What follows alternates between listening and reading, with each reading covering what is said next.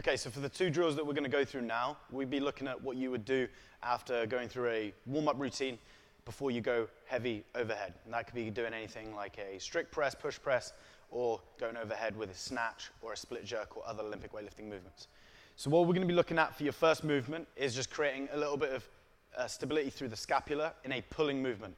So I'm going to jump up onto the rig, and then from there, what we're going to be going through is a scapular pull-up. We're going to be depressing the scapula, pulling ourselves up to this active position. At the top position, you should have full mobility of the head. You should be able to look side to side.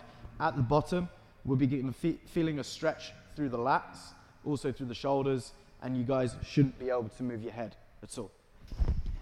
So you go through about 10 reps of that, and you're probably looking at a 2-1-2-1 tempo. So when you're moving up and down, you want to do that for 2 seconds.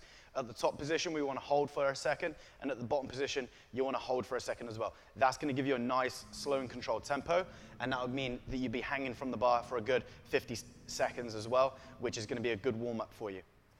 Following that, you want to go through a half-kneeling press, but we're going to be going through this with a bottoms-up variation. So you're going to grab your kettlebell, and you're going to bring it up into your rack position with it upside down. And then from there, what we want to do is pull the rib cage down so we're nice and tight. Think about keeping the scapula down, so we don't want to be shrugging up at any point. And you're going to press through your arm and create as much range as possible without going up here into this shruggy position.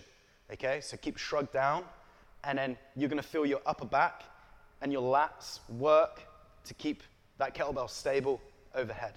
For this one, I'd recommend doing anything from 5 to 8 reps. And then for both of them, just go through 2 rounds. So you finish off your warm-up going through things like shoulder dislocates, shoulder cars, and then also some inchworms. And then you'll probably go through 2 rounds of this before you get your hands onto the barbell.